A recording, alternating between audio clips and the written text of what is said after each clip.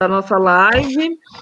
Estamos dando continuidade à nossa série intitulada Sociologias Públicas, e o tema de hoje, da nossa live de hoje, é desigualdades de gênero e raça na produção científica. Eu queria agradecer ao programa de pós-graduação em Sociologia e à revista Sociologias pela iniciativa de trazer um debate tão importante. E hoje nós recebemos como convidada a Fernanda Stanisławski, que é do Departamento de Biologia Molecular e de Biotecnologia e coordenadora do movimento Parenting Science. Queria dar as boas-vindas à Fernanda e agradecer demais a disponibilidade dela para vir conversar conosco. E queria que ela começasse nos falando um pouco sobre o que é o Parenting Science, sobre o resultado dessa última pesquisa, que traz um pouco a questão dos reflexos da pandemia sobre a produção das mulheres, das pessoas negras, né, e sobretudo o impacto da pandemia para as mães, na produção científica das mães, né? Então tá, obrigada pelo convite, Luciana, é um prazer, então boa tarde a todo mundo. Então, um pouquinho do Parenting Science, para quem ainda não nos conhece. Então, nós somos um grupo que surgiu no início de 2017, né, formado por docentes universitários, né, e a gente surgiu no intuito de discutir um pouco mais abertamente, né, a questão da maternidade, o impacto da maternidade na carreira das cientistas aqui no Brasil, né, porque a gente estava, né, todo mundo do grupo passando por aquela situação de filhos pequenos e tentando manter a carreira, e a gente começou a ver o quão complicado era isso, porque não existem políticas de apoio, né? Hoje em dia algumas coisas mudaram, mas via de regra não existe, né, nenhuma política institucional, nem nas nossas agências de fomento, de apoio a cientistas mães, né, que estão retomando a carreira depois do período da licença, desse afastamento que acontece com a chegada dos filhos. Então a gente surgiu com esse intuito, né, de trazer à tona que algo precisava ser feito. Na prática, né, a gente obviamente troca experiências e discute, mas a gente surgiu com um foco bem grande em ações, né, dentro das agências de fomento, principalmente, para que houvesse alguma maneira de diminuir, né, esse problema que a gente tem com perda de competitividade. Então, a primeira ação que a gente teve foi fazer um levantamento a respeito do impacto da chegada dos filhos na carreira de homens e mulheres aqui no Brasil. A gente mostra que para cientistas há um impacto bastante grande na questão de produção, principalmente em relação à publicação de artigos científicos. Esse impacto dura uma série de anos, né, 4 ou 5 anos, e se nada for feito, isso vai gerar uma perda de competitividade e coloca a mulher num círculo, né? A gente produz menos, ganha menos verba, com menos verba a gente produz menos, né? Então, essa foi a nossa primeira ação, a gente levantou esses dados, né? E aí, dentro das agências de fomento, a gente conseguiu alguns avanços, né, com a maternidade começando a figurar nos editais de financiamento. Então, quando uma cientista sai de licença, alguns editais aumentam o período da análise do currículo, né? Então, algumas ações pontuais nesse sentido, né? Então, o Parent vem atuando nisso nesses últimos anos. A gente ganhou uma visibilidade muito maior do que a gente imaginava que fosse ganhar, né? Isso mostra que era, de fato, uma demanda muito urgente, né, que precisava ser atendida dentro da academia. E aí, então, a gente chegou nesse período da pandemia, né, e a gente estava no meio de várias ações grandes do Parenting Science, e a gente começou a não dar conta de nada, porque com a rotina de, né, escolas fechadas nesse momento, então a gente com as crianças em casa o tempo inteiro, não estava tendo como continuar trabalhando da mesma maneira do que antes. E a primeira preocupação que a gente teve, pensando, né, na ciência aqui no Brasil, era como nossas alunas de pós-graduação, que estavam em casa com filhos pequenos agora, e não dá conta de cumprir prazo de defesa. É impossível estar escrevendo uma dissertação, uma tese e tendo que cuidar 24 horas por dia dos filhos. E lá no final de março, quando a gente começou a ter essa discussão, as agências ainda não tinham se posicionado a respeito de estender prazos, né, das bolsas dos alunos de pós-graduação. Então a gente fez algo que a gente, né, tem experiência em fazer, que é trazer números. Então, a gente fez um primeiro levantamento com alunos de pós-graduação, a gente, através de questionários online, a gente teve a participação de quase 10 mil alunos de pós-graduação, e a gente mostra que só 1/3 dos alunos conseguiram seguir trabalhando nas suas teses e dissertações, né, durante esse período do isolamento social, E quando a gente faz alguns recortes, principalmente de mulheres, então mulheres o número era menor, né? E quando a gente fazia um recorte de parentalidade, né, então a gente tinha quase 40% dos homens, alunos de pós-graduação, homens sem filhos conseguindo trabalhar. Isso diminuía para 30% das alunas sem filhos, 20% para os alunos, né, que têm filhos, e era menos de 10% para as alunas de pós-graduação com filhos. Né? Então, com esses dados, a gente enviou os resultados para as agências de fomento, a gente entrou em contato com os coordenadores de área da CAPES, né, dizendo que, olha, não tem como não prorrogar prazos e principalmente bolsas nesse período. A gente nunca recebeu uma resposta formal, então não sei se fez alguma diferença, mas enfim, as agências acabaram estendendo, né, os períodos de defesa e das bolsas por até 90 dias. Agora a gente entra de novo numa discussão que talvez isso não seja suficiente, né? A gente já está entrando no 5º mês de isolamento social, então talvez 3 meses não seja o suficiente. Então essa é uma discussão que a gente tem que ter. Simultaneamente, né, enquanto a gente estava tendo essa discussão a respeito dos alunos de pós-graduação, a gente começou a ver várias notícias de editores de revistas científicas do mundo todo, dizendo que estavam recebendo menos artigos, né, submetidos de mulheres do que de homens. Em alguns casos, até de homens havia aumentado o número de submissões. E aí, então a gente resolveu olhar isso especificamente aqui no Brasil, né, olhando para os nossos pós-docs e para os docentes, pesquisadores das universidades. Então, a gente fez um levantamento que envolveu mais ou menos 4.000 pós-docs e docentes, né, fazendo vários recortes com 2 pontos principais. Tá? Conseguir cumprir prazos, né, isso prazo a gente está falando para submeter relatórios, para fazer pedido de bolsa, pedidos de editais de financiamento, enfim, prazos nesse sentido, e submeter artigos científicos que já estavam, né, em vias de submissão antes de iniciar o período de isolamento social. E aí a gente vê, então, alguns resultados bem importantes, né, quando a gente olha a questão de gênero. Então, falando especificamente de artigos científicos, a gente teve quase 70% dos homens dizendo que conseguiram submeter seus artigos científicos como planejado durante esse período da pandemia, mas só 50% das mulheres. E aí, se a gente faz alguns recortes específicos, esses números também chamam bastante atenção. Então, quando a gente separa por parentalidade, a gente tem 78% dos homens sem filhos submetendo artigos durante esse período de isolamento social. Isso diminui para 65% de homens com filhos.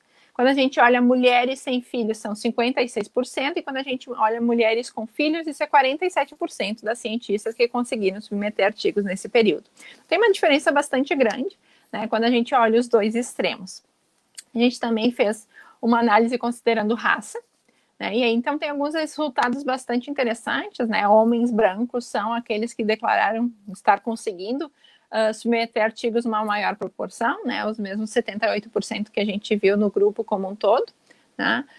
A parentalidade tem algum efeito para esses homens, então há uma diminuição, né, de homens brancos com filhos, mas já tem um recorte de raça para homens também, né, então considerando homens sem filhos, né, existe uma diferença de 78% dos homens brancos, 67% dos homens negros. Né? E quando a gente vai para as mulheres, esse resultado é bem mais gritante. Então, a gente tem 60% das mulheres brancas sem filhos dizendo que conseguiram submeter artigos nesse período. E quando a gente olha as cientistas negras sem filhos, tem uma diferença muito grande, tá? Que é 48% só conseguiu submeter artigos. Para aquelas mulheres que as cientistas com filhos, aí não existe diferença entre mulheres brancas e negras, né? Os 2 grupos, 47% disseram conseguir submeter artigos.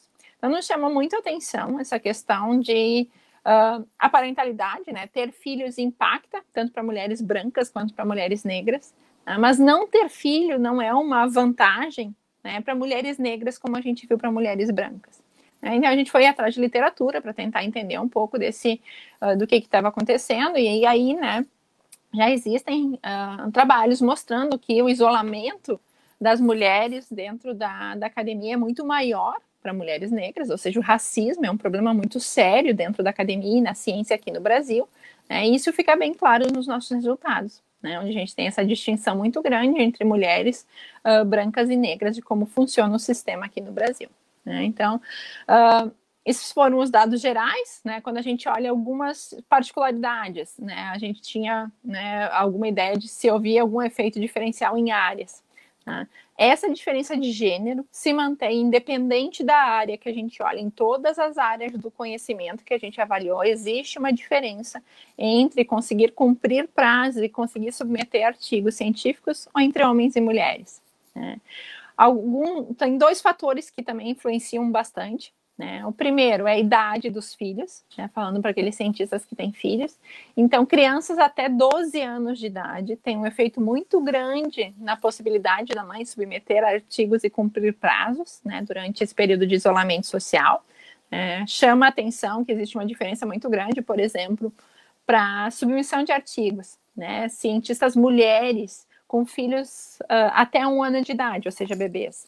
Né? A gente tem só 30% que disseram que submeteram artigos nesse período, mas a gente tem 60% dos pais de filhos pequenos, né, com menos de 1 ano de idade, submetendo artigos. A diferença maior que a gente tem também vai de crianças de 1 a 6 anos, né, que são aquelas crianças que vão demandar atenção o tempo inteiro. Então, deixa bem claro, né, dentro da academia se reflete o que a gente sabe, né, dentro da sociedade como um todo, que quem cuida do filho é a mãe, né, majoritariamente isso ainda é uma tarefa feminina, né, então a gente tem essa reprodução desse mesmo padrão dentro da academia, né, que vai ter um impacto muito grande. A curto prazo, né, a pandemia já está dando resultado, impactos em questões de gênero dentro da ciência, porque submetendo menos artigos, essas cientistas vão publicar menos artigos, e a gente vai ter, então, um problema bastante sério de competitividade no futuro próximo. Né? Além disso, a questão de cumprimento de prazos, a gente viu os mesmos efeitos, as mesmas diferenças de gênero, de raça e de parentalidade na questão de conseguir cumprir prazos. Então, mesmo que a gente esteja, né, de alguma maneira conseguindo trabalhar em casa, né, quem está concorrendo de maneira mais eficiente nesses editais de bolsa e tudo mais, tem um perfil específico que são de homens brancos. Então, a longo prazo, a gente vai ter um retrocesso muito grande, né, em todos os avanços que a gente teve em questões, principalmente de gênero, dentro da ciência. Então, a gente precisa agir neste momento. O que a gente vê como ações? Né? De imediato, prorrogação de prazos. Né? Então, a gente precisa que nossas agências de fomento, nossas instituições de ensino e pesquisa prorroguem todos os prazos passíveis de serem prorrogados. Tá? Porque se isso não acontecer, quem vai estar concorrendo por editais, concorrendo por bolsas, fazendo prestação de contas em tempo, tá? É um grupo muito específico dos cientistas. Isso vai agravar a questão tanto racial quanto de gênero dentro da ciência. A longo prazo, né, dentro dos nossos editais de financiamento, geralmente se olha uns 5, 6 anos, né, de produtividade. Então, 2020 vai acompanhar a gente até pelo menos 2025, 2026. Então, a gente precisa conversar a respeito de como esse ano vai aparecer nos nossos currículos. Se ele for considerado um ano normal, né, onde a gente vai comparar igualmente todo mundo, ele vai agravar, né, esse problema de competitividade que a gente sabe que já existe, né, por causa das questões principalmente de cuidado. Então, o informativo, né, tem muito mais dados do que isso, né, esses são os principais resultados. A gente está trabalhando numa segunda versão desse informativo. Nessa primeira, né, a gente mostrou o cenário, né, e esse segundo informativo que a gente está trabalhando vai trazer mais, né, informações de o porquê deste cenário. Então, a gente fala de quem é que está cuidando de casa, quem é que está fazendo afazeres domésticos, cuidando da educação dos filhos, cuidando de filhos com deficiência. Né? Então, a gente tem mais dados do que está apresentado nesse primeiro informativo que a gente está trabalhando, né, para ter essa complementação do informativo. Né? Mas, no geral, foi isso. Né? Foram esses os dados que a gente encontrou, né? E é isso que a gente tem tentado, né, mostrar dentro das nossas agências de fomento, das nossas instituições, de que não tem como, nesse momento, né, a gente considerar que o efeito da pandemia está sendo igual para todo mundo, porque não está. Né? Obviamente, todo mundo está sendo impactado, tá? Mas existem diferenças nesse impacto e a gente precisa conversar abertamente sobre isso para que a gente consiga, né, pensar em alternativas, pensar em ações, pensar em medidas que minimizem qualquer efeito que a gente tenha, né, a curto e médio prazo da pandemia.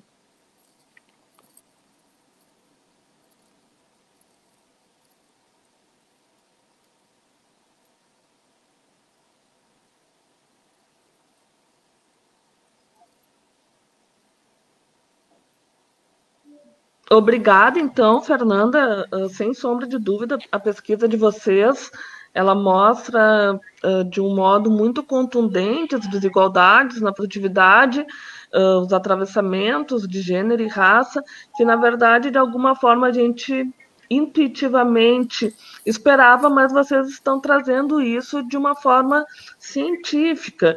E particularmente importante, eu acho que entre todos os dados que você citou, é o quanto esse impacto na produtividade ele se estende para as mães por um longo período. Então, às vezes, a gente pode achar que é só naquele momento em que a gente ganha o filho, que é só durante a licença maternidade, mas não, é muito mais do que isso, né? Você falou da questão das crianças até 12 anos de idade. Claro, eu não pesquiso esse tema, mas eu posso falar enquanto mãe que tem um filho de 9 anos e uma filha de 7 anos. Então, consigo perceber isso de uma forma muito clara. Uma das coisas aqui é que todas as meninas que estão aqui, todas as professoras que estão aqui na live são mães e falam desse lugar enquanto mães e enquanto pesquisadoras. E eu queria agora passar, então, a palavra para a Lorena, para ela dialogar um pouco contigo. A Lorena, que está chegando agora de licença maternidade, né? Acho que tem questões interessantes para trazer para nós.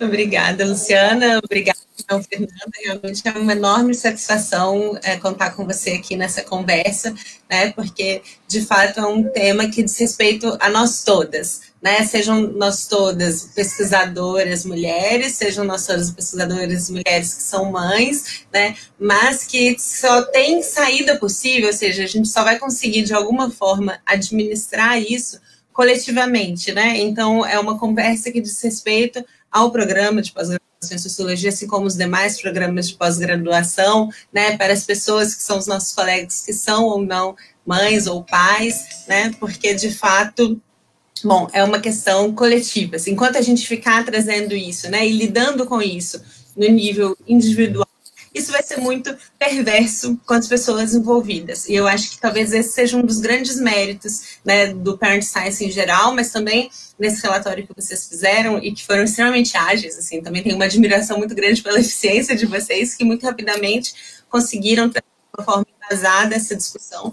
e colocá-la pública, né?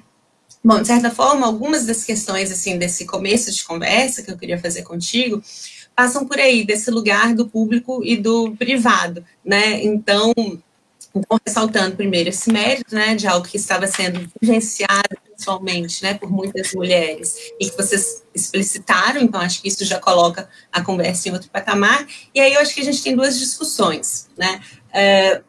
Uma delas, talvez a primeira, seja isso. Eu tenho algumas pesquisadoras acompanhando um pouco esse debate, eu tenho ouvido algumas pessoas levantarem até uma hipótese de que justamente nesse momento que a gente está vivenciando agora, que é o imperativo do home office, né, todo mundo de repente tem que começar a trabalhar de casa, justamente uma das consequências não premeditadas seria isso, né, ou seja, a gente... toda essa desigualdade persistente do trabalho acadêmico, do trabalho em geral, inclusive o trabalho acadêmico, se assenta muito numa possibilidade da gente tratar como separadas, né, a vida pública e a vida privada. E muitas vezes as mulheres ficam com uma sobrecarga, né, que está no nível do que é considerado a vida privada, né, mas que, e que não aparece, não é constrangedor falar sobre isso, não é um assunto, né, mas que fica como um fardo que elas têm que administrar e que, de certa forma, fica blindado, não chega para as atividades públicas, que são as atividades, né, as conferências, os eventos, as atividades de pesquisa e edital. E aí eu tenho visto algumas discussões falando assim, bom, agora que todos nós trabalhamos dentro de casa, começa a ficar mais difícil, quase impossível fazer essa blindagem, ou seja, a fronteira entre o espaço público e o privado começa a ficar mais embaçada. E aí uma das grandes falas, né, afirmações do movimento feminista sempre foi, bom, o pessoal é público, né, começa a aparecer também para pessoas que não se falam como feministas, mas também para homens, né, aquilo que a gente estava brincando, né, em algum momento da live todas as crianças vão aparecer, e às vezes outras coisas da vida doméstica também aparecem. Bom, sendo assim, algumas pessoas têm colocado, então, a possibilidade de a gente estar num momento chave para fazer essa discussão de gênero, ou seja, já que agora, né, tá todo mundo com suas casas sendo projetadas na tela e com as intercorrências que aparecem também, né, é o momento da gente trazer isso à tona e, quem sabe, avançar a discussão das diferenças e das desigualdades de gênero, aproveitando desse momento. Ou seja, agora a gente não apenas ficaria com a sobrecarga, mas também teria uma janela para discutir isso no momento em que as pessoas estariam mais sensíveis para esse tema. O que você acha a respeito? A pesquisa sinaliza alguma coisa a respeito ou não? Queria começar te ouvindo um pouco por aí. Não sei se me fiz entender.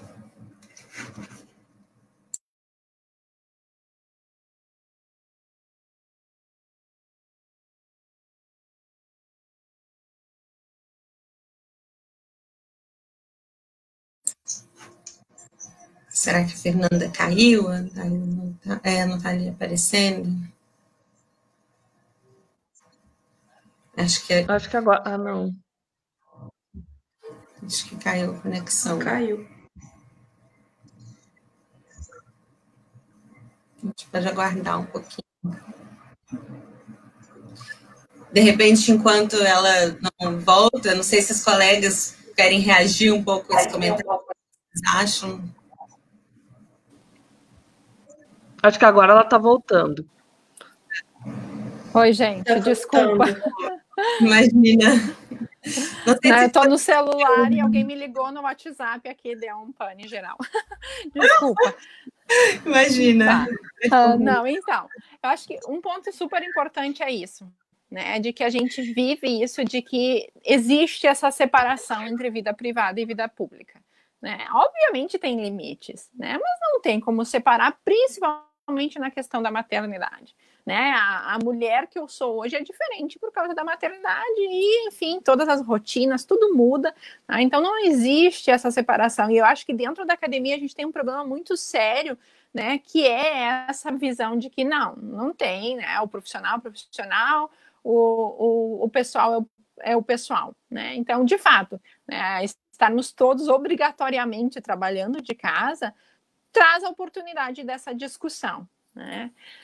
Infelizmente, eu não vejo ela tão aberta, né? Principalmente ainda dentro da academia. Claro, tem, né, um pouco de melhora nessa discussão, mas ainda existe muito disso de que, não, por exemplo, quem não vivencia isso, é muito complicado de diálogos com isso, né? Quem não consegue se colocar no lugar. Então, a gente participou de um evento há pouco tempo atrás, né? Uma cientista que a gente admira horrores, né? Tem uma história fantástica dentro da ciência, a questão de raça, a questão de gênero, foi uma das pioneiras na discussão, mas aí ela colocou como dica do home office que a gente precisa dizer para as crianças que elas têm que entender que é hora de trabalho. Não tem, gente, um filho pequeno, uma criança de 2 anos, eu não vou dizer para ela que ela está, né, no meu horário de trabalho e ela não pode vir aqui bater na minha porta.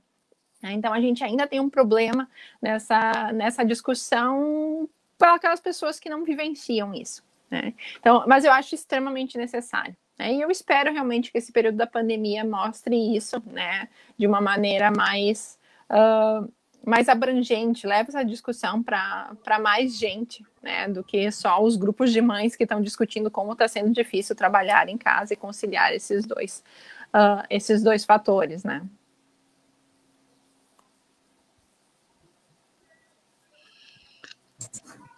Eu acho que essa questão que a Lorena trouxe é super importante, porque realmente isso é uma exigência que é nos imposta pela academia também.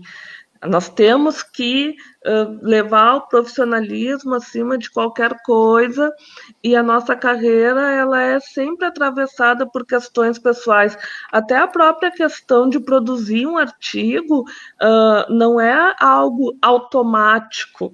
A gente precisa ter um momento de inspiração, a gente precisa ter um preparo prévio, a gente precisa ter um tempo para se dedicar à pesquisa, e todos esses elementos, eles sofrem interferência de uma série de questões pessoais, isso não tem como negar. Então, é evidente que quem tem condições mais positivas para produzir, quem consegue isolar esses fatores de natureza pessoal, vai ter uma produtividade maior, né? Eu queria fazer uma outra questão, Fernanda, eu não sei se vocês averiguaram isso, mas uma das coisas que a gente percebe é que geralmente quem produz mais, quem tem uma quantidade maior de artigo publicado, geralmente são pessoas que publicam não só sozinhas, mas que publicam com outros pesquisadores, né? Eu queria ver, queria te perguntar se você nota diferenças de gênero, se vocês já analisaram isso, por exemplo, se há diferenças nessa construção de redes de acordo com questões de gênero, questões de raça. Então, super importante esse ponto, né? E até falando do comentário da Lorena, que nós fomos eficientes, né, em conseguir produzir esse material. Né? A única razão da gente ter conseguido fazer isso em tão pouco tempo, né, nem foi tão pouco assim, né, demorou mais do que a gente gostaria, é porque nós somos um grupo de 16 pessoas trabalhando nisso. Né? Então, ficou extremamente claro para a gente, né, além do que já se sabia antes, que a questão de colaboração nesse momento vai ser crucial. Né? Então, sim, existem diferenças, né? A gente não olhou isso especificamente, mas já tem dados mostrando, né, que existem questões de gênero e principalmente de raça na formação de redes de colaboração. Né? Então, provavelmente essa é uma das razões também desse impacto que a gente vê na questão de mulheres negras, né? Porque nesse momento produzir sozinho vai ser muito complexo, né? Porque tu conseguir sentar e escrever um artigo, tu precisa te concentrar e com filhos em casa ou com todas as tarefas que estão sendo acumuladas. Nesse momento específico da pandemia, até a gente tem falado mais de cuidadores do que pai e mãe, porque também a pandemia trouxe essa questão de cuidar, né, dos nossos mais velhos, enfim, pais, avós, tem toda essa questão que se tornou necessária no contexto da pandemia. Então, cuidadores, obviamente, vão estar impactados. Né? E para quem tem uma rede grande, né, o exemplo que eu te dou é o do Parenting Science. Né? Tinha dias que eu não conseguia fazer nada, porque o bebê está doente, caiu, cortou a boca, o outro, né, a gente teve que levar para o hospital porque estava 3 pontos no queixo. Então, dias que eu não conseguia fazer nada, outro membro do grupo iniciava, né, continua fazendo o que a gente estava fazendo. Então, esse momento da pandemia, né, ele está deixando bem claro todas as coisas que a gente já sabia, ele está exacerbando isso, né, e com certeza as redes de colaboração são essenciais e tem sim um fator de gênero e um fator de raça muito grande no estabelecimento dessas redes, né, e isso também vai influenciar em qual vai ser o panorama que a gente vai ter num futuro próximo por causa da pandemia. Né. Quem tem uma rede de colaboração grande, né, consegue manter os seus mínimos, né, de produção nesse momento, mesmo com situações individuais que sejam mais complicadas, né? Tenha filho, enfim, cuidando de alguém nesse momento. Então, sim, esse ponto de colaboração é essencial, né? E tem essa diferença que a gente sabe. Obrigada, Fernanda. Eu vou passar a palavra, então, agora para a Camila, que também é mais uma professora que acaba de voltar da licença maternidade. E acho que ela tem questões bem importantes para trazer, até porque a Camila tem 2 filhos pequenos, né, Camila? Então, te passo a palavra. Sim, obrigada, Luciana. Fernanda, é um prazer te conhecer pessoalmente, ainda aqui pela live. Eu achei excelente o seu artigo, A Pandemia e o Pandemônio. Eu completamente me identifiquei, porque eu tenho filho também, um de 9 meses e um de 3 anos, então é uma idade que ainda requer muito cuidado, né, muita atenção, assim, principalmente muita dependência da mãe, né, até 1 ano, então, enfim, eu achei excelente, assim, conseguiu capturar bem, de forma bem fidedigna, assim, nossa realidade. Eu queria fazer uma pergunta, se eu achei, a gente tem na sociologia, né, todo um debate da divisão sexual do trabalho, né, enfim, não só na sociologia, mas no campo de estudos de gênero. A gente tem a pesquisa da PNAD, a última agora, que reforçou uma coisa que já é, né, bem documentada, que é o fato de que mulheres gastam o dobro, né, mais ou menos o dobro de tempo na semana que são dedicados ao trabalho doméstico, né, então as mulheres gastam 22 horas, os homens gastam 11, né, em média eu estava olhando esses dados ontem. Então, a gente tem, né, a gente sabe que é um processo que tem a ver, enfim, né, com isso enfim, né, foi com o termo que a gente usa, a divisão sexual do trabalho. E aí eu vi lá, em um dos resultados que me chamou a atenção, é que pais com filhos tiveram um impacto na produtividade um pouco menor do que mulheres sem filhos. Então, assim, eu queria te ouvir, né? Claro, eu entendo que talvez a pesquisa possa ter o viés de quem respondeu, né? Mesmo dentro da academia, né? Dentro da ciência, que já é um recorte nada representativo, assim, digamos, né? Da sociedade, né? Se a gente quiser. Mas de quem respondeu, né? Talvez, assim, a gente sabe que nós temos, enfim, colegas homens que têm filhos e que a produtividade se manteve, né? O que, enfim, estão até trabalhando mais e tal. Mas, especificamente, eu queria te ouvir um pouco sobre isso, né? E como que é essa questão, né? Dos homens com filhos, se também existem... Eu sei que vocês vão fazer ainda uma das coisas do Parenting Science no futuro é documentar políticas e ações em outros países, né?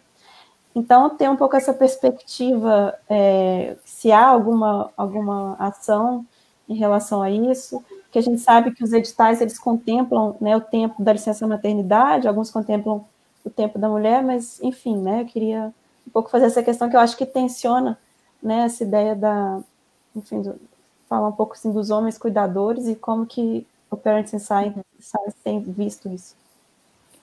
Tá, então, falando especificamente, né, desse resultado desse levantamento da pandemia, então a gente pergunta para os cientistas, ok, né, todo mundo está sendo impactado, mas o que está te impactando?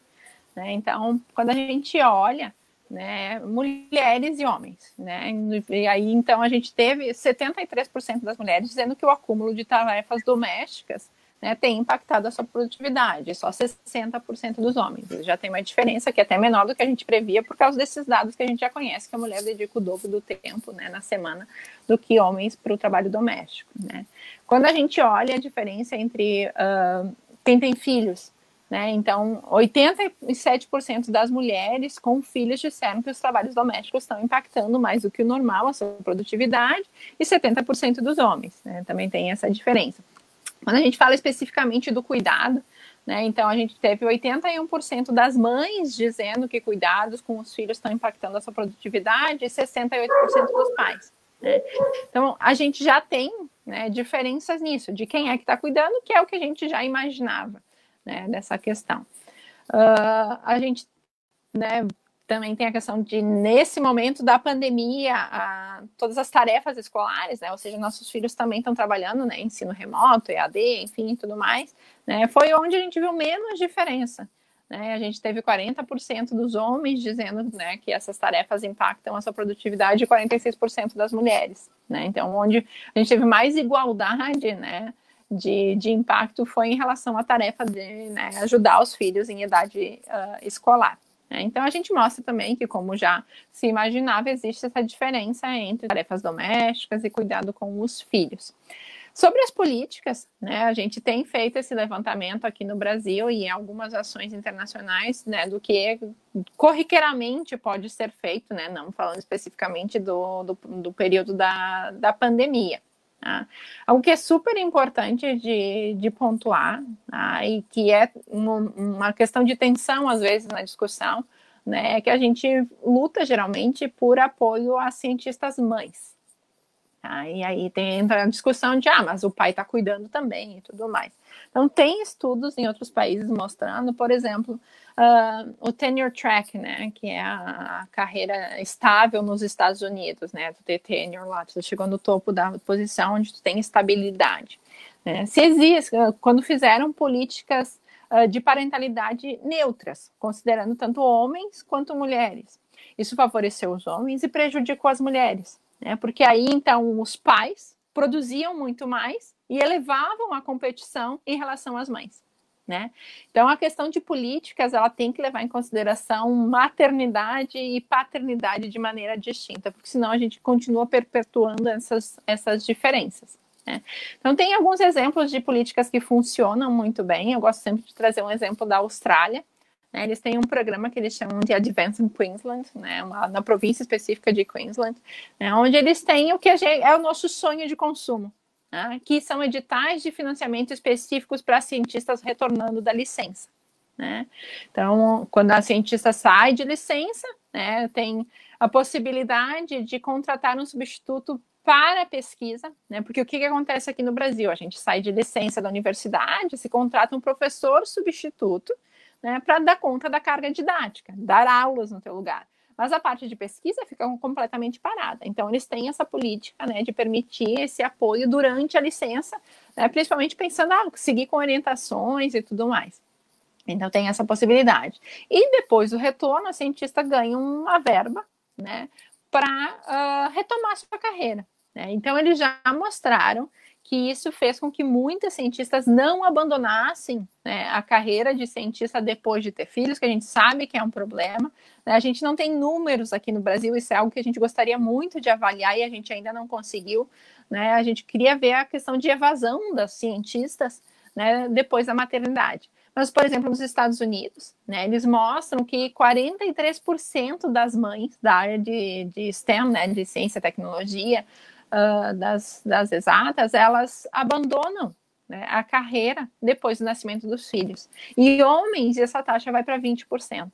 Tá? Então, a gente tem esse problema. Então, esse edital da Austrália traz essa questão que é super importante e que talvez aqui agora na pandemia também seja essencial. Né? Vamos ter editais que estão, né, direcionados a esses grupos que já são subrepresentados dentro da ciência para garantir que eles permaneçam, né, porque senão o efeito vai ser bastante grande para grupos específicos. Falando ainda de políticas, né, algo super importante também é a questão de participação em eventos. A gente sabe que depois que tem filhos, ainda mais filhos pequenos, participar de eventos, né, é super complicado. Né? Então, existem países que oferecem recursos, né, por exemplo, a mãe quer ir para uma conferência e pode, né, levar o filho junto, levar alguém junto, enfim, então tem esses editais de apoio para isso. Né, e é algo que o Parent tem trabalhado há muito tempo, né, e que a gente faz nos nossos eventos, né, é oferecer recreação. Né, então a gente permite que quem não pode, né, não tem onde deixar o filho num dos turnos do evento, enfim, leva o filho junto, ele vai ter recreação, vai aproveitar o evento de uma maneira como um todo. Né, e isso traz uma outra questão, né, que é a naturalização das crianças no nosso ambiente. A gente não tem de maneira nenhuma a receptividade às crianças dentro do meio acadêmico, né, pensando em eventos, tem eventos que inclusive proíbem, né, nem oferecer alguma estrutura para as crianças, eles proíbem a participação de crianças, né, isso é inaceitável. Né. Então, de novo, né, a pandemia escancarou algo que a gente já sabia, que quem cuida dos filhos é a mulher, que quem cuida da casa é a mulher, que existe esse recorte de raça. Mas a gente tem possibilidade de reverter com algumas políticas que já se mostraram eficientes em outros países, em outros cenários, né, que podem ser adaptadas agora.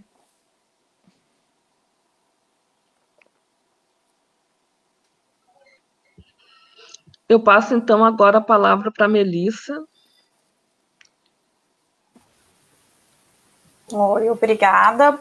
Boa tarde aos colegas. Boa tarde, Luciano. Boa tarde, Fernanda.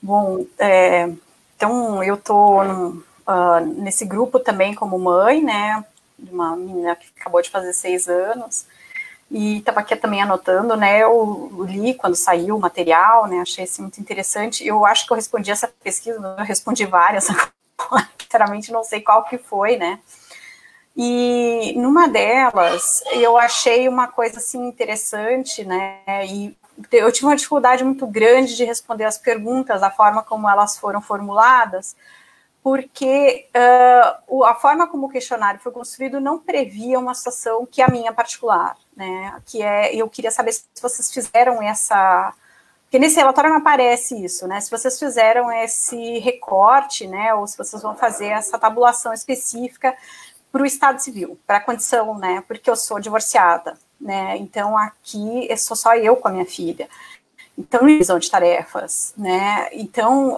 isso é uma coisa que parece o tempo todo essa desigualdade colocada, mas e o caso, então, da mulher cientista que já tem essa condição em particular, tendo em vista os inúmeros arranjos familiares que existem nos casos de separação, o mais comum, mesmo na situação de guarda compartilhada, né, ou o mais comum, na verdade, não é a guarda compartilhada, é a que a mulher detém a guarda, e mesmo nos casos de guarda compartilhada, não é equitativa a divisão do cuidado, né, então a criança passa menos tempo com o pai, né, do que com a mãe, né, e aí, então, olha, acho que tem uma piora significativa, talvez fosse interessante olhar essa situação.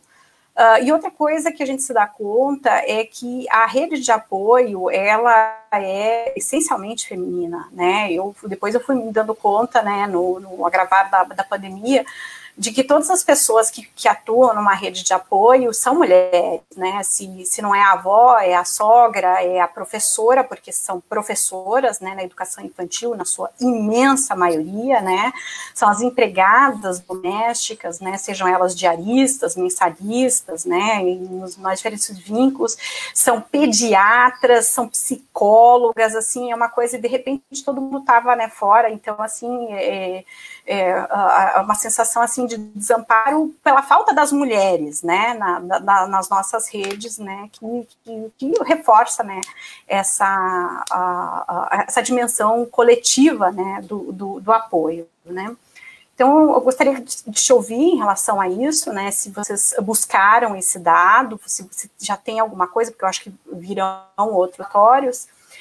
E pensando em relação às ações, uma das coisas que a gente vem discutindo, né, é em relação à produtividade, né, porque a produtividade, eu acho que a busca, acho que assim, esse imperativo ele tem aumentado, né, a gente tem sido mais cobrado, na verdade, mais exigido em relação à produtividade, é uma produtividade que tem uma mensuração muito quantitativa, né, e eu fico imaginando se as ações não seria também, né, repensar, né, esse grau de produtividade que nos é exigido, né, assim, aí do ponto de vista das ciências sociais, né, como ciência social, que é muito difícil as nossas pesquisas, principalmente as pesquisas que demandam análise de dados qualitativos, né, leva muito tempo para a gente produzir um bom artigo, né, não é uma coisa assim, né, que a gente consegue rodar um programa e soltar é meio complicado, né? Se isso não é uma coisa que a gente também precisaria debater.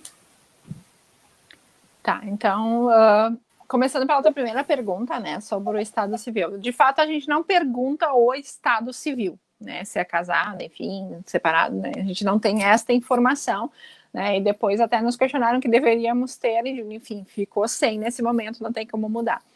O que a gente tem de informação? A gente pergunta como é, né, como é que a pessoa classifica a maternidade nesse momento, né? Então, a gente tinha a opção de divisão igualitária dos cuidados com um companheiro, com rede de apoio, né, outro familiar, maternidade solo. Aí a gente tinha daí deixado uma opção de outros. E lá nos outros apareceu bastante de guarda compartilhada, ou a guarda é minha, enfim, tem essas variáveis que apareceram. Tá? Mas como tu bem disseste, aí quando sai, né, de algo que é pontual, que eu consigo dizer A, B ou C, né, a análise se torna muito complexa, né, até porque daí nesse campo aberto, né, as menções à guarda compartilhada ou enfim, cuidar sozinho apareceram de milhares de maneiras diferentes, né, então conseguir compilar esses dados é bastante mais trabalhoso, né, a gente sabe que é uma informação importante, então a gente quer analisar isso, né, mas acabou ficando de lado porque a gente não ia dar conta de analisar nesse momento.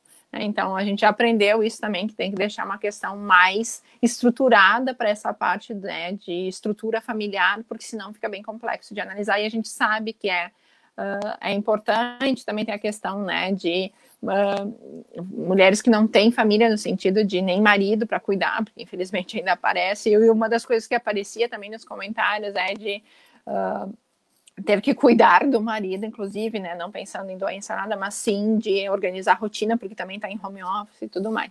Então, é algo que a gente precisa analisar. Algum dado a gente vai conseguir tirar, né, dessa pergunta, mas não tem especificamente do Estado Civil, que a gente sabe, né, que poderia ter trazido informações. Sobre rede de apoio, né, a gente sabe, sim, que é feminina, então o mais comum que a gente tem são vós, né, ajudando na criação dos netos, né, e nesse momento específico da pandemia, esse ponto é super crítico, porque a gente não vai expor, né, nossas avós, enfim, as crianças nesse momento, que elas são grupo de risco. Então, com certeza, houve um impacto muito grande, né, em diminuição de rede de apoio, não pensando somente, né, em rede de apoio paga, né, mas a rede de apoio, né, familiar, né, sofreu um impacto muito grande. Sobre produtividade, essa questão para a gente é central, né? Essa discussão de o que a gente considera um cientista produtivo, ela é essencial, A carreira da academia não foi desenvolvida para uma mulher, onde, né, as mil interfaces da vida dela vão influenciar na sua carreira. Ela foi desenvolvida para um homem que tem alguém em casa cuidando de tudo. Então, a questão de produtividade é essencial, né? A discussão de meritocracia, né? As principais barreiras que a gente tem para romper, né? Quando a gente está falando de ampliar prazo de análise de currículo e tal, não, porque, né, a gente está analisando mérito. Se a cientista conseguiu, ela conseguiu. Se não conseguiu, foi porque não se esforçou, né? Então, a gente realmente precisa dessa discussão. É super complexo isso, principalmente dentro das agências de fomento, né? Porque os métodos alternativos acabam sendo muito subjetivos, e aí também tu traz uma série de outros problemas, né? De quem está avaliando, como é que ele vai interpretar uma coisa ou outra. Então, métricas alternativas, né? Já existem algumas discussões sobre isso, né? Mas certamente é um ponto fundamental, né? Porque o sistema que a gente tem hoje, baseado exclusivamente em número de publicações de artigos, né, isso é completamente enviesado, né, de quem se beneficia com isso. Né? Então, é uma discussão que realmente precisa acontecer. Mas a gente tem muitas barreiras nessas discussões, né, porque a academia é toda baseada em mérito. Né? A gente tem esse problema muito sério de como as pessoas interpretam a questão da meritocracia. E quando a gente fala da maternidade, especificamente, também é difícil, porque as pessoas atribuem a maternidade como algo individual. Né? Tu resolveu o teu filho, né? Então tu vai cuidar do teu filho, quando a gente sabe que cuidar de uma criança é uma questão de sociedade, é uma questão de Estado, né? Não é a mãe que tem que cuidar do filho. Mas a gente também enfrenta essa barreira por causa dessa individualização da maternidade, né, de quem deveria estar cuidando dos filhos e arcando com as consequências profissionais dessa escolha. Né? Mas sim, a discussão de produtividade, né, a gente acaba também voltando sempre para isso, porque é essencial, né, a gente conseguir pensar em alternativas para as métricas que a gente tem hoje, que são basicamente numéricas. Né?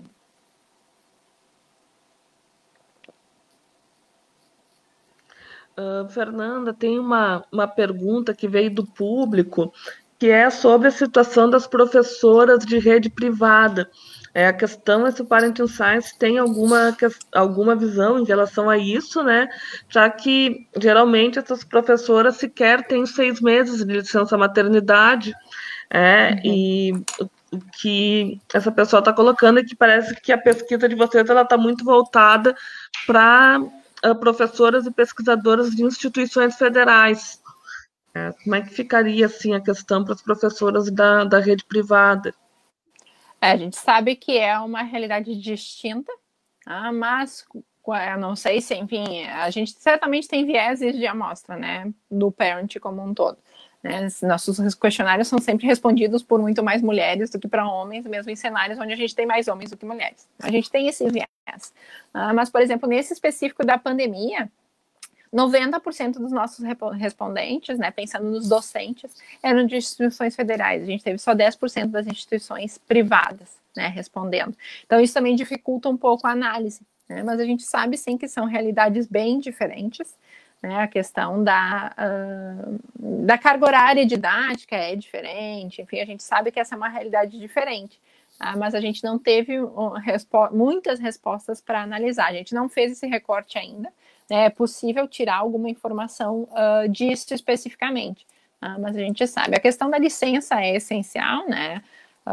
Enfim, falando de licenças, tem várias coisas que a gente deveria discutir enquanto sociedade como um todo, mas a gente sabe dessa limitação, né, de poucas universidades privadas terem a licença de 180 dias, né, a maioria cumpre somente a legislação de 120 dias, né, então a gente sabe dessa limitação. Mas eu não sei, né, a gente teve esse viés de resposta das nossas instituições, talvez eu não sei exatamente, né, do nosso movimento ter mais essa cara. Um pouquinho só também de explicar essa situação de a gente estar voltado mais para a realidade das instituições federais. Né? A gente tem expandido nossas discussões, obviamente, mas o Parenting Science surgiu com um objetivo muito específico, que é falar de financiamento. né? E aí a gente acaba falando mais de questões relacionadas à ciência do que a dar aula. Isso também traz um viés nas nossas ações, né? Porque a gente veio, né, principalmente para tentar reverter algumas situações a partir de dentro das agências de fomento, né? E aí, então, a gente tem essa questão também de acabar falando mais das instituições federais, que é onde a gente tem hoje, né, no Brasil, a maior parte da produção científica.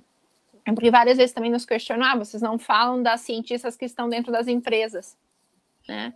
Mas isso também ainda é um número muito pequeno, né? Quando a gente fala de ciência no Brasil, a gente está falando majoritariamente de instituições federais. Sim, claro.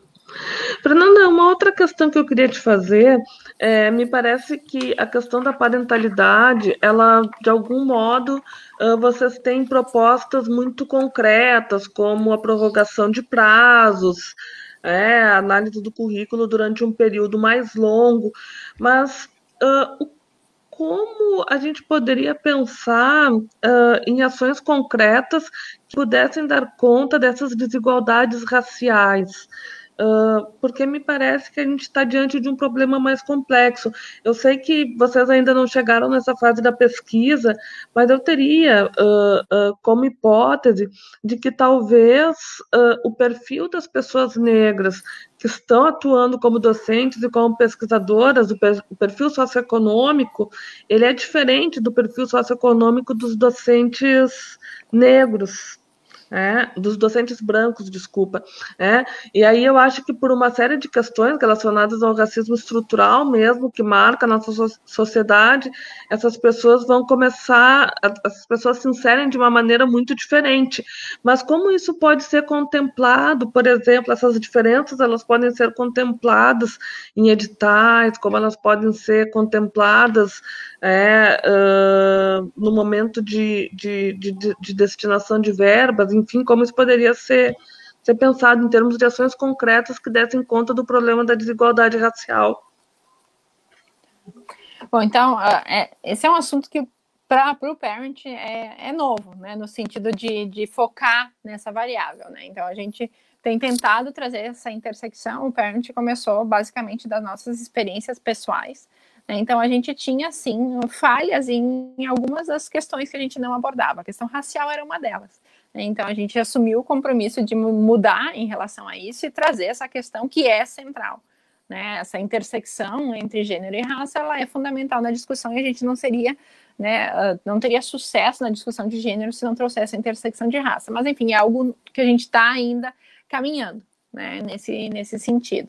Então, sim, a gente imagina que podem haver, né, alguns recortes. Então, uma das nossas sugestões até é que, pensando em remediar os efeitos da pandemia, é que existissem editais específicos para grupos subrepresentados. Né? Então, isso é uma alternativa. É muito difícil de conseguir, né? Mas tu sabe bem, todas as lutas em relação a cotas e tudo mais, é uma briga muito grande, né? Mas pensando em ações, né, o que a gente de imediato poderia sugerir é isso, né, editais específicos para grupos subrepresentados. A gente está tentando uma ação agora, né, a gente enfim, vai submeter para um edital de financiamento, né, a gente quer garantir, né, um maior número de mulheres mães negras finalizando as pós-graduações, né? Então a gente está tentando trabalhar com esse recorte super específico, né? Então a gente quer garantir que a pandemia não faça com que mais mulheres mães, né, negras acabem abandonando as pós-graduações. Então, pensar nisso, né? Toda vez que a gente for fazer algum recorte, né, de pensar em editais de financiamento específicos, né, talvez a gente tenha que considerar, né, essa questão da subrepresentação e dos grupos subrepresentados.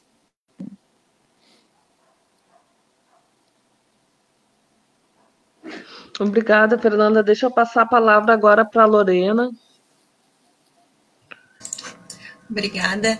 Eu queria voltar um pouco, continuar, mas de certa forma voltar um pouco para essa questão da produtividade e políticas que a gente pode fazer. Porque, de alguma forma, o que também tem aparecido, e isso é bastante interessante porque o relatório de vocês utiliza esses indicadores, então consegue captar bem, é que a gente tem, a gente tem desigualdades na forma como o trabalho doméstico, né, e o trabalho acadêmico é vivenciado, mas com diferenças dentro do próprio trabalho acadêmico também, dentro do trabalho doméstico. Ou seja, o que eu estou querendo dizer? As mulheres e as mulheres mães, não é que elas não estejam trabalhando, mas tem algumas tarefas específicas que elas não conseguem fazer, né? Especialmente publicar artigo, cumprir os prazos de entrega de projetos, etc. O que não significa que a gente não esteja trabalhando, né?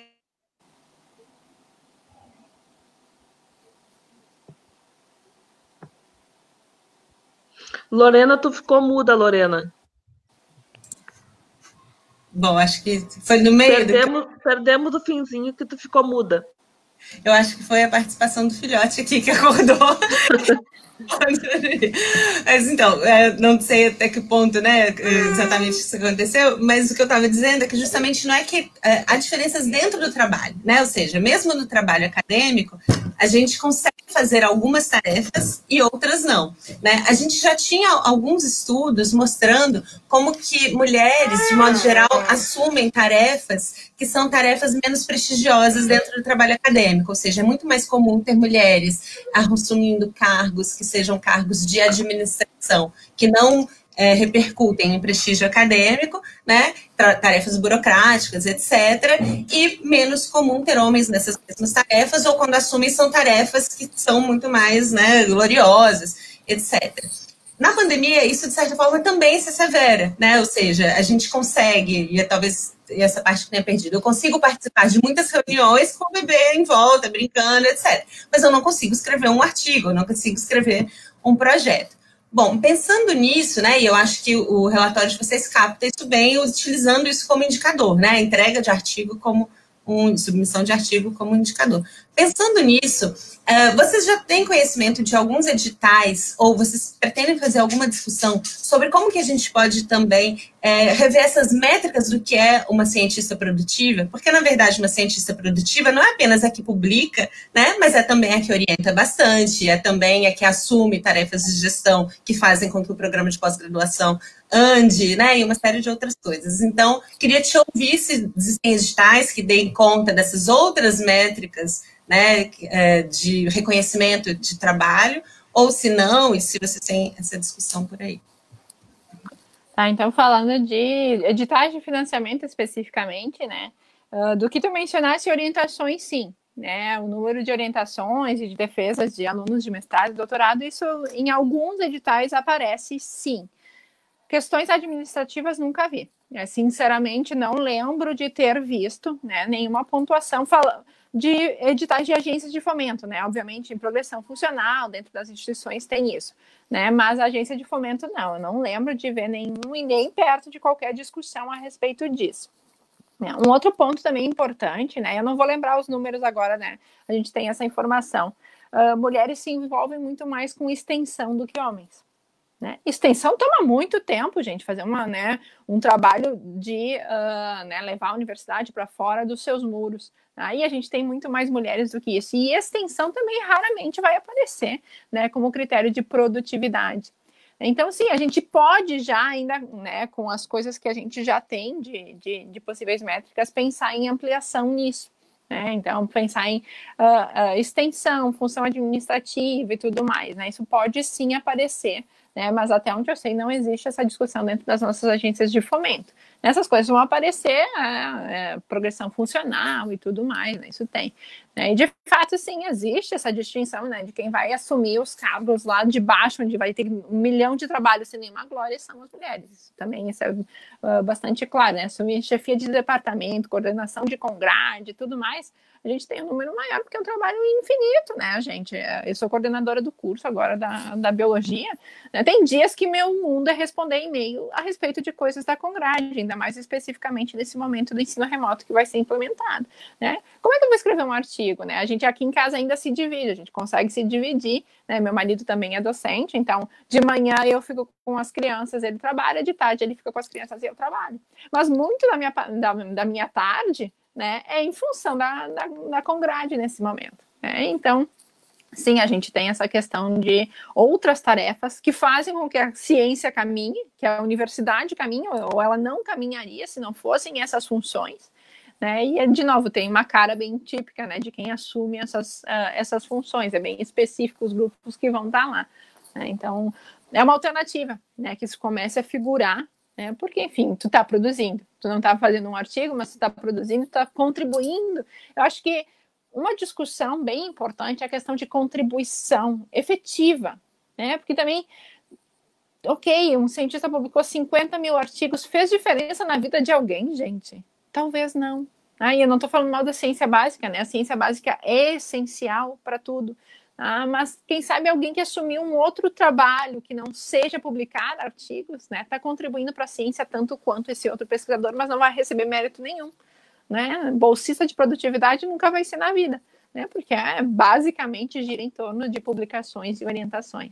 Então, sim, a gente tem outras questões, né, de o que é ser produtivo no nosso sistema acadêmico e científico aqui do Brasil, né? Mas a gente precisa que essa discussão vá adiante no sentido de sair de dentro da universidade, chegar nas nossas agências de fomento. Uma coisa que me incomoda horrores, né, que quem está lá nas agências de fomento, né, nossos comitês de assessoramento do CNPq, os coordenadores de área da CAPES, são cientistas, eles somos nós, né, são nossos pares, e a conversa é muito difícil, né, então, enfim, talvez uma mudança de geração, não sei, né, espero, quem sabe, né, que nossas alunas, né, consigam ter uma experiência melhor do que a nossa em alguns quesitos, né, mas com certeza, essa redefinição do que é ser produtivo, né, é essencial, a gente não vai sair de onde a gente está. Né?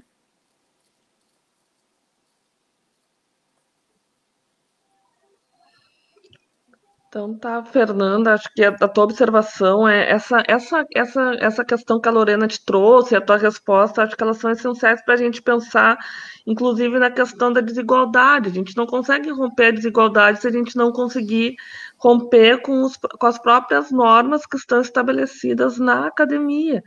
E essa questão de dizer o que é um professor, um pesquisador produtivo, ela por si só é injusta. Acho que a gente tem um conjunto de tarefas que é tão complexo e que é composta por tantas atividades e a gente é reconhecido apenas por uma parte delas, né? Quando a gente olha todas as atividades que a gente desempenha e tudo que tudo que está envolvido em nosso trabalho, parece tão injusto nos avaliar somente pelo número de artigos que a gente produz, é tão reducionista, né? Realmente, sem sombra de dúvida, isso é um problema que precisa ser revisto, né? Eu passo a palavra agora para a Melissa.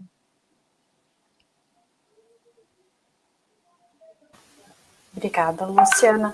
Não, assim, pensando em outras questões, né, que poderiam ser colocadas, em relação ao momento, né, assim, às vezes eu estou acompanhando o noticiário, enfim, e às vezes a gente tem a sensação de que a pandemia acabou, que já passou, né, porque essa necessidade tão grande, né, de retorno a uma pseudonormalidade está tão colocada, né, que a gente esquece que, na verdade, não só estamos, como recrudescendo, né.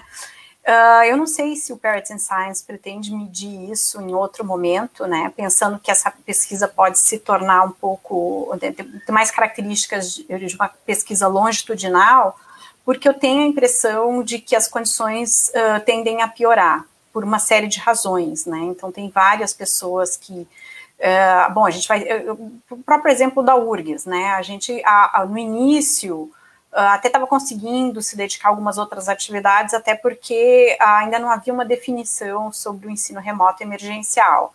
E a sensação que eu tenho é que é um recrudescimento, tanto das condições externas, né, assim, de mais pessoas circulando, mais riscos, né, e uma indefinição também, como uma indefinição muito em relação às crianças, né, é o debate principal nos grupos de mães e pais, né, a gente vai colocar as crianças na escola de novo ou não, e quando, em que condições, né, assim, então, algo que, assim, me parece que ainda vai se estender por muito tempo, a gente vai ter que continuar combinando essas tarefas, e a gente sabe que tende a uma acomodação, né, no sentido de, bom, a partir de um certo momento que as coisas estão funcionando, para-se de discutir que, na verdade, a gente está trabalhando em condições extremas, com maior exigência, né, então, assim, o ERE, ele exige uma preparação muito grande, eu nunca estive tão envolvida em capacitações e ferramentas tecnológicas, assim, é absolutamente brutal, e o tempo que leva para você preparar um material didático para esse formato é muito, muito maior do que qualquer outra coisa que a gente fazia, em uma condição muito piorada, né.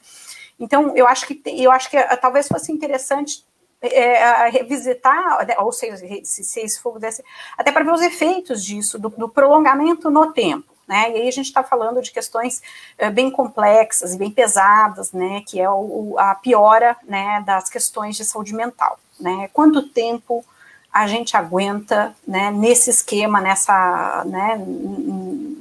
nesse formato. Né? E também, eu acho que aí precisaria também pensar em alternativas mitigadoras emergenciais, né? Que não sejam assim para o longo prazo, porque eu acho que uma reestruturação da carreira, das métricas, é para um momento que a gente não vai, podemos começar uma discussão, mas é para, né, pensando para agora mesmo, que é uma situação de emergência que está recrudescendo, o que pode ser feito? E aí pensando não só nas docentes, mas também nas discentes, né? Então, agora já não basta combinar tudo, né? Tem as aulas, né? Voltando, né? Com toda a força, com todo o envolvimento que a gente precisa. Deixa eu ouvir um pouco. Tá, então assim, a gente sabe que a gente olhou um período muito específico, né? Então, para os alunos de pós-graduação, especificamente, foi o primeiro grupo que a gente olhou, a gente pegou o ápice, né, da adaptação, né, ou do problema de adaptação, né? Então, a gente teve ali uma visão muito real de que a gente nem sabia direito o que estava acontecendo lá no final de março, como é que a gente vai conseguir trabalhar nesse sentido. A pesquisa dos docentes foi um pouco depois, então já tinha uma certa adaptação no sentido de, ok, né, vamos tentar estabelecer rotinas e tal, mesmo que seja difícil. Então, são momentos distintos e que sim, seria muito legal no futuro, né, agora, no próximo mês e tal, pensar em vamos comparar esses dois momentos. Né? Tu trouxe uma questão extremamente importante desse período da pandemia, que é a questão de saúde mental. Né? Então, isso vai ter efeito porque já desgastou. Né, gente? A gente já está há 140 dias nesse processo de isolamento social. Eu sinto isso.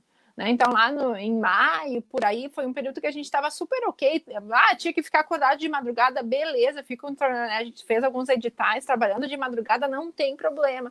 Agora chega assim, eu coloco os guris para dormir, eu não quero pensar em ligar meu computador. Eu não tenho ânimo algum para fazer isso. Tem sido muito difícil e mesmo questões da universidade administrativas nunca foram muito prazerosas, mas o parent, né, sempre foi algo que me trouxe pessoalmente muita satisfação. E mesmo as tarefas relacionadas ao Parenting Science têm sido muito difíceis para mim, né, no sentido de, não, vamos fazer esse esforço extra.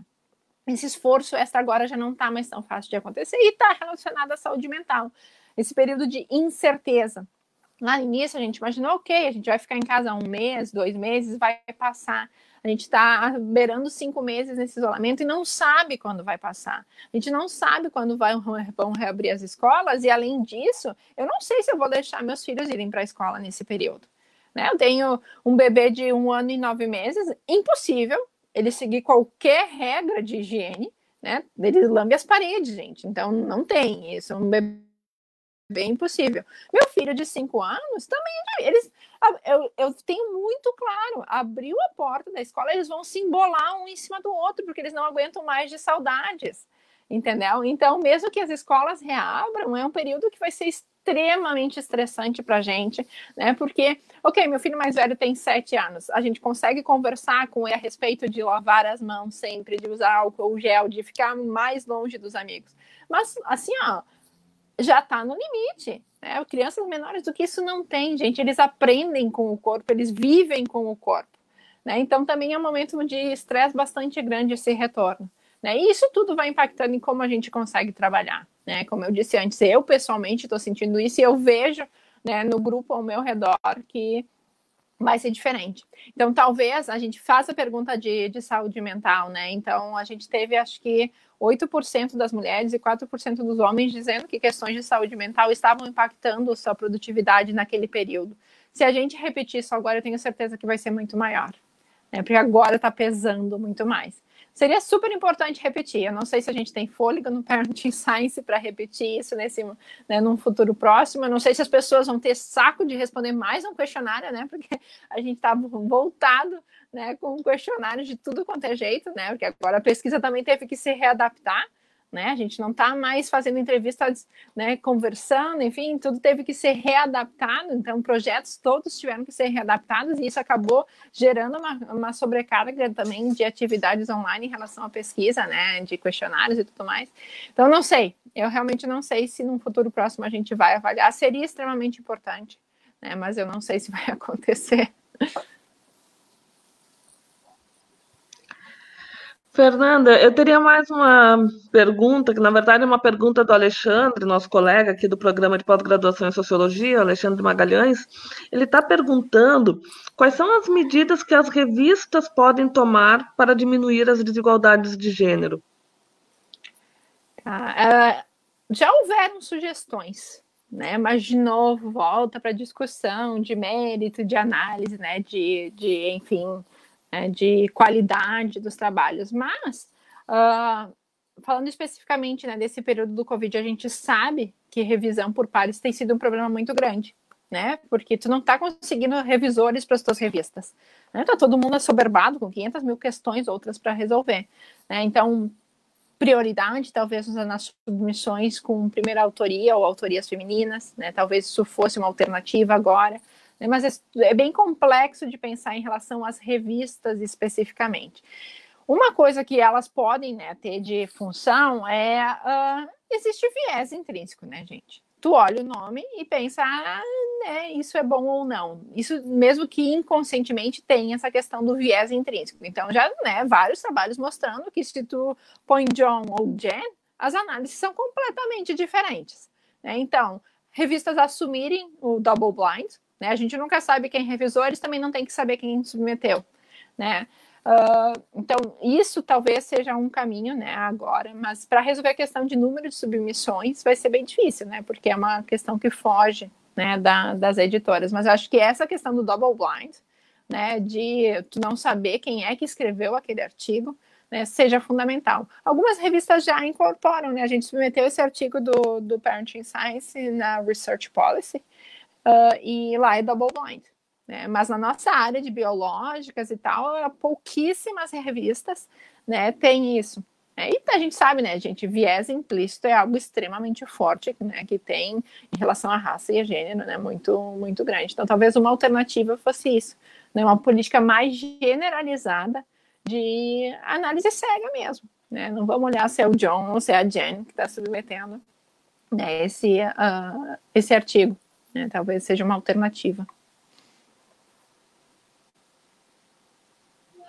Tem uma outra pergunta que vem do público, da Fabienne. Ela está perguntando de que maneira os docentes poderiam adotar ações para mitigar as desigualdades entre os discentes. Tá, então assim, o que a gente tem preconizado sempre, né, e agora nesse momento da pandemia é essencial, flexibilidade. Essa é a palavra-chave nesse momento, nessa relação entre professor e aluno, seja aluno de graduação, seja aluno de pós-graduação, né? Porque senão vai ser difícil. A gente tem um problema muito sério de empatia no nosso meio, né? Isso foi uma das coisas mais tristes que eu aprendi na caminhada do Parenting Science, que é muito difícil para as pessoas se colocarem no lugar dos outros. Né? Então, pensando em, por exemplo, relação orientador e aluno de pós-graduação, né, flexibilidade, a gente sabe que é complicada a questão de prazos e tal, mas assim, não vai dar para defender no prazo nesse momento, né? Então a gente vai ter, porque, por exemplo, a flexibilidade da CAPES, né, é mediante aceite do orientador e do programa de pós-graduação. Né? Então, enquanto docentes dos programas de pós-graduação, coordenadores, a gente tem que aceitar, né, que talvez vá ter atraso, vai aumentar prazo. A CAPES já disse que não vai analisar período né, o tempo de titulação dos alunos no próximo quadriênio. Então, abandonem isso, né? É muito difícil. Então, a primeira coisa é isso. Pensando em alunos de graduação, né? Então, a gente tem tentado trabalhar dentro da nossa Congrade isso, De novo, flexibilidade de prazos, né, a não exigência das atividades síncronas, que é uma questão do ensino remoto agora extremamente importante. Imagina uma aluna com uma criança em casa tendo que assistir aula no período da 1h30 às 3 da tarde. Isso não vai acontecer, né, gente? Então, de novo, é flexibilidade nesse momento, né? Tentar exercitar a empatia, né? De colocar no lugar dos outros, que nem sempre é fácil, né? A gente nem consegue, às vezes, imaginar a realidade dos alunos, né? Mas acho que flexibilidade vai ser essencial nesse momento, né? Para tentar diminuir um pouco os impactos que a gente vai ter, né? Que aí vão ter um impacto com uma cara muito específica e entra a questão de socioeconômica, né? A gente sabe quem vão ser os alunos mais prejudicados nesse momento, né? Então a gente precisa assim de flexibilidade, gente. Se eu puder dar uma dica, né, ou pedir uma coisa para os meus colegas docentes nesse momento, é flexibilidade. É o que a gente vai ter que exercitar neste momento. A gente está fazendo junto com o coletivo de mães da URGS, né? O coletivo surgiu dentro da biologia, né, a partir de uma experiência, né, das alunas do curso de biologia. O coletivo de mães surgiu a partir daí, né? Então a gente está trabalhando com eles nesse momento para trazer dados sobre alunos de graduação. Isso não é algo que o Parent tenha se envolvido antes, né? Mas infelizmente a gente precisa mostrar números para deixar claro algumas coisas para os nossos colegas docentes, principalmente. Algumas realidades precisam ser, que para a gente é óbvio, né? Elas precisam ser ditas, né? Então a gente está fazendo esse levantamento junto aos alunos de graduação a respeito de rotina, né? Quem são os nossos alunos que precisam cuidar de algum membro da família? Quem são nossos alunos que precisam cuidar de pais? Como é que vai ser a função deles em relação ao ensino remoto? Então, isso talvez sensibilize um pouco, né, mais os nossos colegas nessa questão de flexibilidade, principalmente de prazo, né? Nesse questionário, eu dei uma olhada agora dos alunos da graduação. O que mais aparece, a gente pergunta o que vai te ajudar nesse momento, né, do ensino remoto emergencial. Flexibilidade do prazo é o que mais aparece. Está todo mundo apavorado de ter que cumprir, né? Somente quem está cuidando, ou enfim, quem está trabalhando, são muitas as realidades, né? Então a gente tem tentado trabalhar isso, né? Flexibilidade. Sim, sem sombra de dúvida, né? Eu acho que, na verdade, é um período de adaptação para docentes e para discentes, mas a gente tem que levar em consideração as especificidades de cada um, né? Isso vai marcar muito esse período. Eu passo a palavra agora, então, para Camila. Eu acho que tinha uma pergunta também da Anne sobre se existem projetos de lei para implementar algumas dessas políticas. Ela botou aqui. Deixa eu formular primeiro, depois a gente coloca a outra do público que veio. É bem rápida a minha, assim, ouvindo, né, a Fernanda e um pouco a gente está dizendo aqui, tem talvez a médio e longo prazo a solução seja ocupar espaço, né? Então, assim, existe uma dinâmica, uma coisa que é estrutural agora e é muito difícil de mexer, né? A questão toda, a meritocracia, né, da publicação, quem ocupa os espaços por exemplo, que vão analisar bolsas de produtividade, quem ocupa espaço. Então, eu acho assim, talvez, enfim, uma das estratégias tem que ser a ocupação de espaço, que vai acontecer, né? Enfim, talvez na próxima geração, mas eu acho que a gente poderia pensar em estratégias. Assim, eu queria, né, ouvir um pouco da Fernanda se o Parent tem, né, alguma, enfim, para quem tiver interesse, quem for mãe, né, aluno de pós-graduação, quem tiver interesse, alguma estratégia, algum plano, assim, de médio e longo prazo, porque essas coisas não vão mudar, a não sei que, enfim, a gente tenha chefes, pessoas no comitê, na comissão editorial, que sejam mães, que sejam mulheres, enfim, né, então, era isso. Não, é essencial. Estar presente nos locais onde são tomadas decisões é fundamental, ou não vai acontecer nenhuma mudança. Então, sim, é essencial que a gente tenha isso. A gente não tem nada específico, né, de ação nesse sentido, porque, enfim, é algo... eu não consigo visualizar uma ação focada nisso, fora trazer a discussão, né, a gente conversar de que a gente precisa estar lá nesses espaços. Então, a gente não tem nenhuma ação específica. Algo que é extremamente importante, que a gente tem tentado trabalhar um pouquinho, mas, enfim, é daquelas coisas que vão ficando, a gente quer fazer e não consegue dar conta, é a questão de modelos, né? Porque a gente recebe esse comentário muito frequentemente de que a gente precisa escolher, né, entre ser uma cientista de ponta e ser, né, continuar tendo uma vida pessoal. Né? Então, acho que ter modelos, né, a gente mostrar que não, a gente não precisa escolher, né? O que a gente tem agora é um caminho extremamente tortuoso para chegar lá. A gente chega, né, mas sofrendo muito ao longo do caminho. A nossa luta é para que esse caminho não seja tortuoso desse jeito. Então, de repente, mostrar, né, que dá para fazer. Né? A questão é que a gente tem que lutar para que seja mais fácil, né? Ninguém precisa sofrer no caminho para isso acontecer. Então, essa questão de modelos, né, de mostrar, olha aqui, a gente tem pesquisadoras que são extremamente, né, bem-sucedidas, que são mães, que são mulheres, enfim, né, com todas as suas particularidades. Né? Então, acho que pensando em alunas, né, isso é algo que a gente precisa trabalhar, né? Mostrar que sim, né, a gente tem lá no topo também mulheres. Né? E, obviamente, mudar o efeito tesoura, né, que se fala aqui, é extremamente importante. A gente nunca teve uma ministra de educação, por exemplo. Né? Então, a gente precisa estar lá. Obviamente, isso vai ter que acompanhar uma mudança social também, porque não adianta a gente chegar lá, né, mulheres chegarem lá, se elas estiverem tão arraigadas nos seus preconceitos que são colocados na gente, né, que não consigam mudar nada. Né? E a maternidade, para mim, foi um exercício muito grande de desconstrução, né, e de encarar que eu, né, tenho muitos preconceitos. Né? Eles não são conscientes? Muito provavelmente não, na grande maioria dos casos não são. Né? Mas a gente vive numa sociedade machista, a gente vive numa sociedade racista, então a gente reproduz isso também. E é um exercício de consciência não reproduzir. Né? Então a gente precisa de mulheres lá no topo, tomando decisões, mas mulheres que tenham essa consciência. Né? Mulheres que consigam reconhecer seus privilégios, né? Porque também um problema que a gente tem nessa discussão é do tipo, eu consegui, por que vocês querem alguma coisa especial para que vocês consigam? Né? Isso é super comum, a gente tem esse embate muito grande, principalmente com mulheres de outras gerações do que a gente. Né? Então é muito difícil das pessoas reconhecerem que, e não tira teu mérito.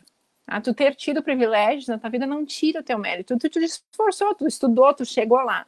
Mas tu teve uma condição muito mais favorável para chegar lá do que os outros. E se tu não conseguir reconhecer isso, vai ser muito difícil aceitar que mudanças são necessárias. Então, esse reconhecimento de privilégios é extremamente importante também. Acho que eu acabei me desviando da tua pergunta, né? Mas, enfim.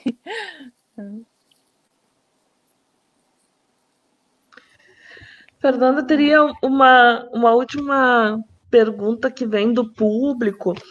A questão é se há projetos de lei em relação a esse apoio, a questão da produtividade, para além das proposições junto às agências de fomento, à pesquisa e às academias, né, se há projetos de lei que contemplem estas pautas de um modo abrangente, que represente todas estas perspectivas e dimensões das mulheres na ciência, se tem alguma coisa de concreto, assim, em termos legais, para além dessas proposições. Uhum.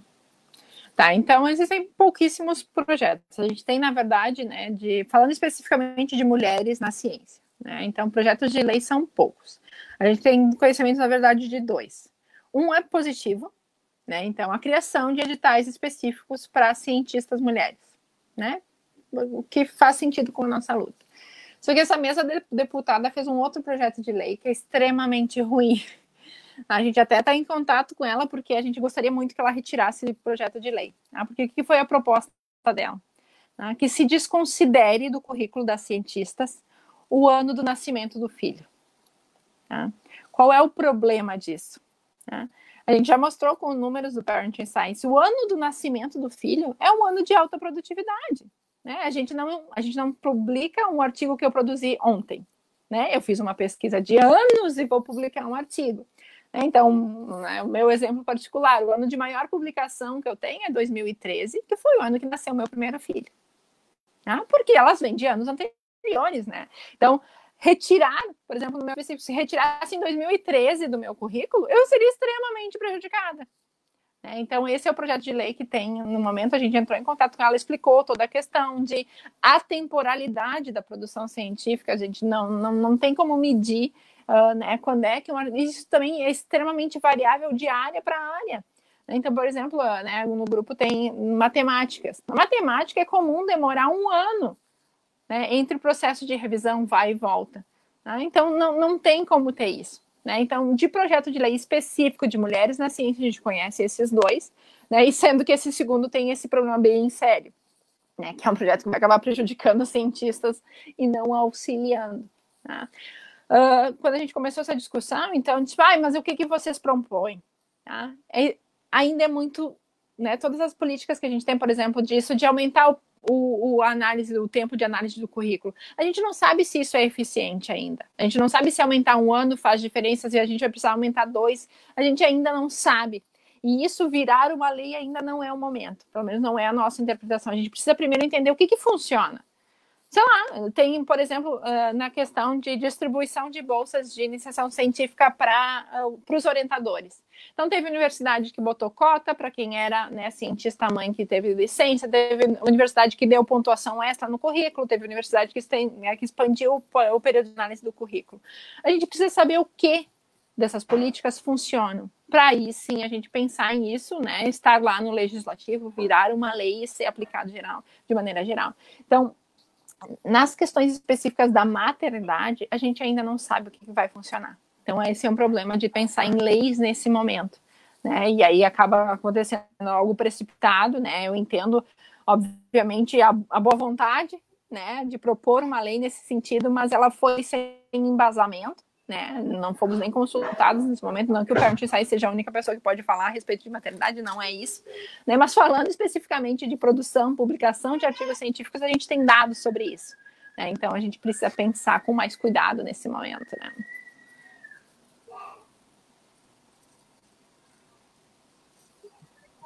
É que acho que tem uma questão que a gente também tem que levar em consideração, é que tanto a entrada de mulheres quanto a entrada de pessoas negras na academia, ela é relativamente recente, né?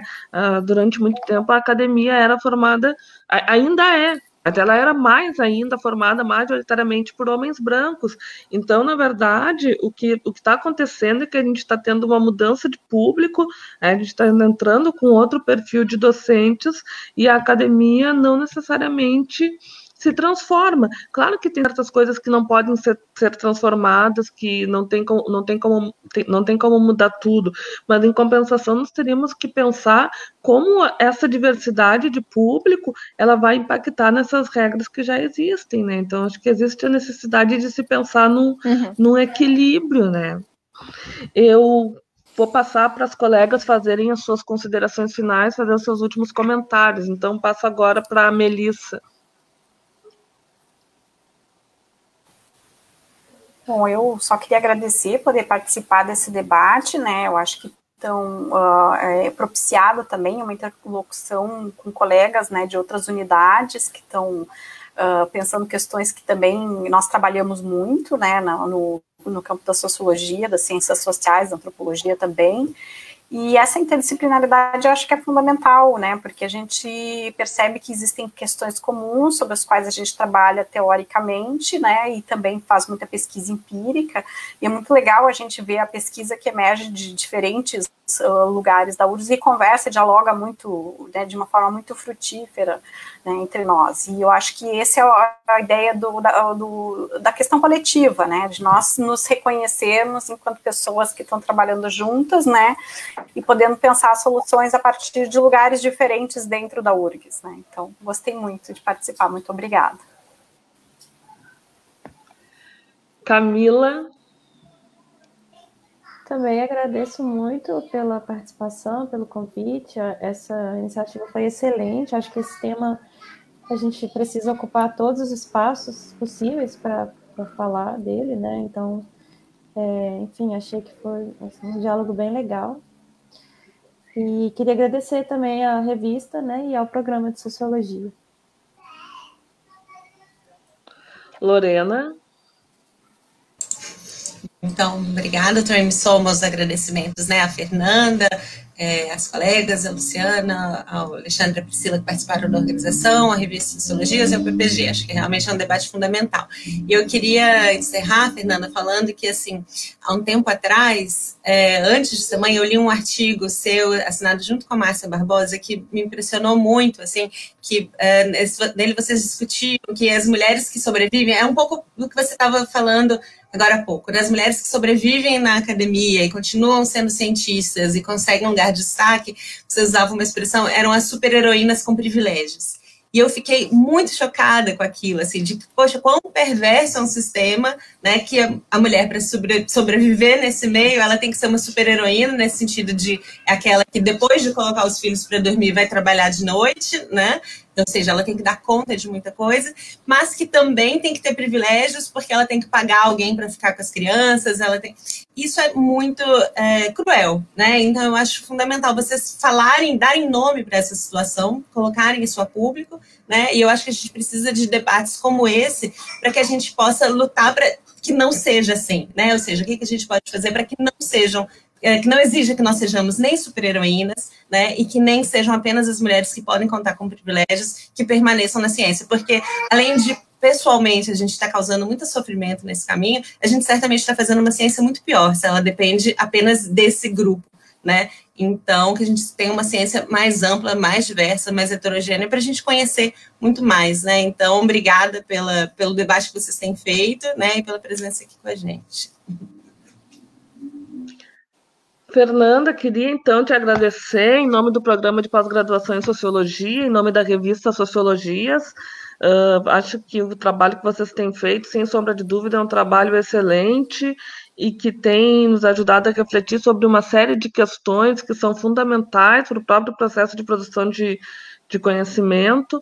E, sem sombra de dúvida, você nos deixa aqui uma agenda enorme de pesquisa, né, para nós, para eu particularmente me interesso por questões de gênero, por questões de raça, e acho que tem toda uma lacuna ainda de questões que a gente precisa ainda compreender nesse processo de construção de desigualdades no nosso país, né? Como elas vão sendo produzidas e como elas vão sendo reproduzidas, inclusive, né?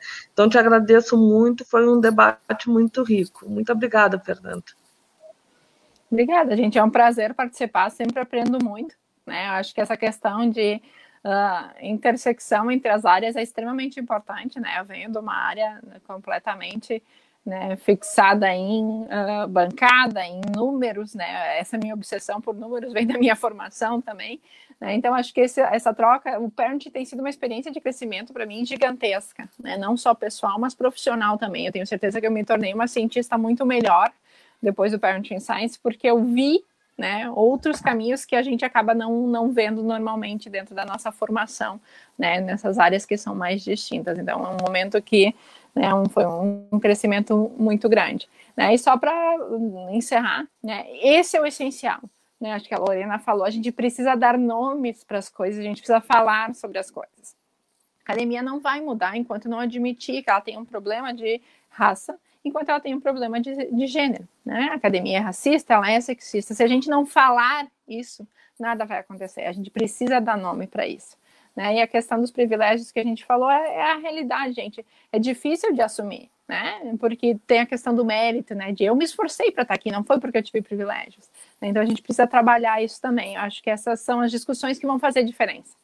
Vamos deixar claro qual é o nossos problemas, a gente precisa entender eles para poder mudar, né? Enquanto a gente colocar panos quentes em cima de tudo, a gente não vai ter mudança nenhuma, né? Isso vai passar por umas coisas dolorosas, como reconhecer algumas falhas que a gente tem, né? Mas é o processo, gente, é assim que a gente vai mudar, é assim que a gente vai fazer uma ciência de qualidade, né? A Lorena mencionou isso, não tem mais dúvida, a gente precisa de diversidade para fazer uma ciência boa, né? Não, a ciência é feita única e exclusivamente por um grupo, está longe de ser a ciência que a gente quer.